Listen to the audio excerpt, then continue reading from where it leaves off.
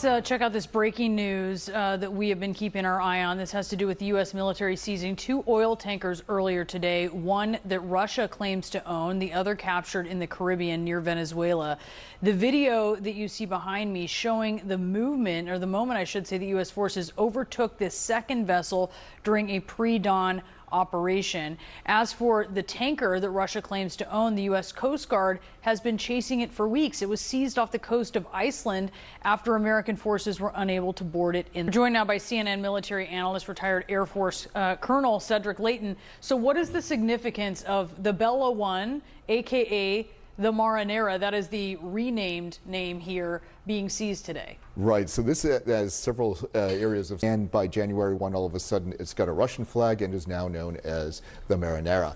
And then we move up to today, where the U.S. has seized this tanker, and that, of course, is something really significant because that happened off the coast of Iceland. So basically, we're talking a global effort. It is really a worldwide effort that supports Russia, supports Iran, supports Venezuela, Cuba, and a few other countries as well.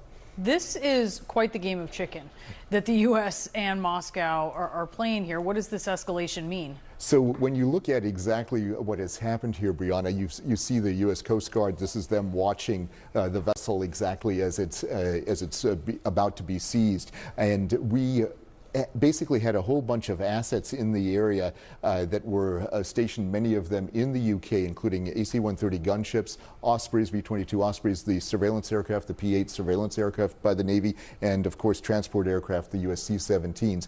All of these were used in order to go after this ship. And what this means from a global perspective is that the Russians are actually using this to control a lot of the way that they can evade sanctions. So between the Russians, between the Iranians, between the Venezuelans and the Cubans, you've got a whole effort to evade sanctions, and this vessel is part of that fleet to do that. Very interesting look at this journey and what's happening now. Cedric, thank you very much for that. You bet, Brianna. Boris?